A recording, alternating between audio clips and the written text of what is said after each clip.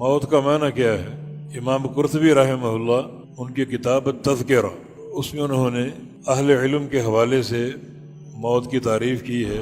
الموت لیس فناء محض یا لیس فناء صرف، موت جو ہے وہ صرف فنا ہونے کا نام نہیں ہے، بلکہ موت جو ہے ایک جہان سے اگلے جہاں تک انتقال کا نام ہے۔ ایک اگلا جہاں جو عالم برزخ ہے وہ آپ کا منتظر۔ اسی لیے جو بندہ فوت ہو جاتا ہے تو آپ کہتے ہیں فلاں بندہ انتقال کر گیا، یہ لفظ درست ہے۔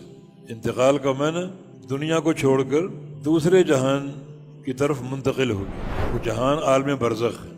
موت فنائے مطلق کا نام نہیں ہے، اب فنا ہے دنیا کی حد تک، کل من علیہا فان، سب نے فنا ہونا ہے، مگر اس فنا کا معنی بالکل ختم ہونا نہیں ہے، بلکہ دنیا کا تعلق ختم ہو گیا، دنیاوی اعتبار سے فنا ہو گئے، اگلے جہاں کی طرف منتقل ہو گئے، اور سلسلہ ابھی تک جاری اور قائم ہے۔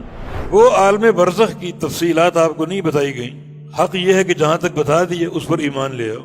جہاں شریعت خاموش ہے وہاں خاموشی اختیار کر لو۔ نبی علیہ السلام نے موت کو ہاضم اللذات کہا ہے، اکثروا ذکر ہاضم اللذات، کثرت سے یاد کرو کس چیز کو؟ وہ چیز جو لذتوں کو توڑنے والی۔ اللہ کا امر نافذ ہو کر رہے گا، فرشتہ روح قبض کرنے آ جائے گا۔ آپ کہیں کہ کچھ وقت دے دو، میں نے نیا بنگلہ بنایا بڑے چاؤ کے ساتھ، کچھ دن تو رہ لوں، نئی گاڑی خریدی ہے کچھ دن تو چلانے دو، نئی شادی کی ہے کچھ ارمان پورے کرنے دو۔ لا یستقدمون الساعۃ ولا یستاخرون، جو اللہ کا فیصلہ، جو وقت مقرر ہے، ایک لمحہ نہ آگے نہ پیچھے، بھی موت کی طرح لذتوں کو توڑنے والی۔